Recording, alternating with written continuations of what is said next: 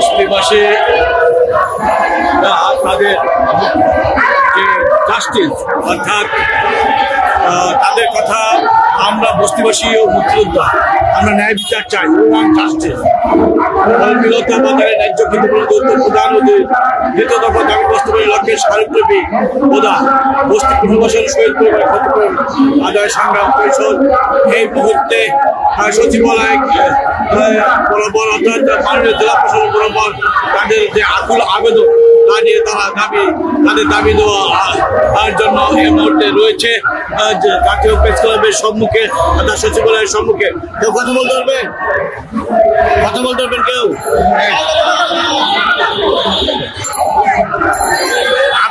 আপনাদের আজকের প্রোগ্রাম কি এবং কি উদ্দেশ্যে কোথায় যাচ্ছে?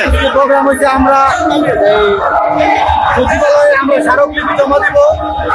আমাদের দাবি কেন মানতেছে না, আমাদের ন্যায্য দাবি রহিম ভাইয়ের যে কলকাতা বাজার ও কলকাতা বাজারে ৮,০০০ কোটি টাকা আনা হয়েছে, হাইকোর্ট ও সুপ্রিম কোর্টের রিট আছে।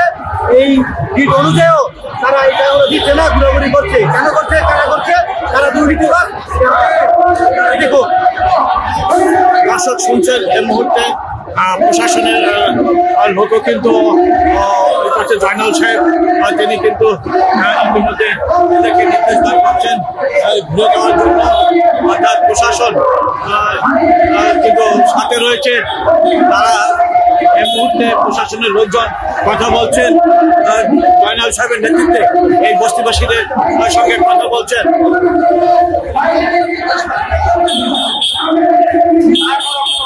আগের নির্দেশ মতো প্রশাসনের লোকের নির্দেশ মতো এখন এটা মিছিলকে ঘুরিয়ে দিচ্ছে, আপনারা দেখতে পাচ্ছেন।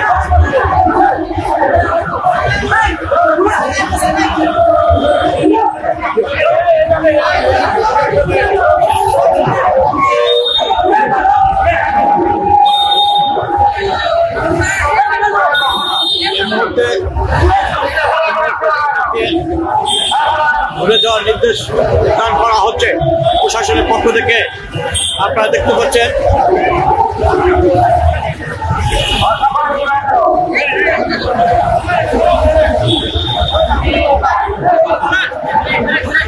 আপনাদেরকে কি বলছে প্রশাসনের লোকজন? এরা খালি ঘোরাঘুরি করছে, এলোমেলো করছে, মানে সময় কাটানোর জন্য। কিন্তু এই যে এখনো বর্তমানে প্রশাসনও আসতেছে না, আর ডিসির কাছে গেছে, ভুল মন্ত্রণালয়ের কাছে গেছে, তারা এই দাবিগুলো খালি দিতেছি করতেছি মানে ঘোরাঘুরি করছে। কিন্তু হাইকোর্ট নির্দেশ দিচ্ছে, সুপ্রিম কোর্ট নির্দেশ দিচ্ছে, সব জায়গায় ডক্টর ইউনূস সাহেব বলছে যে এই টাকা পাবো, ওনার টাকা দিয়ে দেন।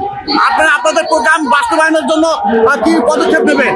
আমরা কঠোর পদক্ষেপ নেবো। আমরা আজকে 37 দিন বেশ হবে, 24 ঘন্টা আমরা আমাদের দাবি না মানে রাজপথ হুঁশিয়ারি।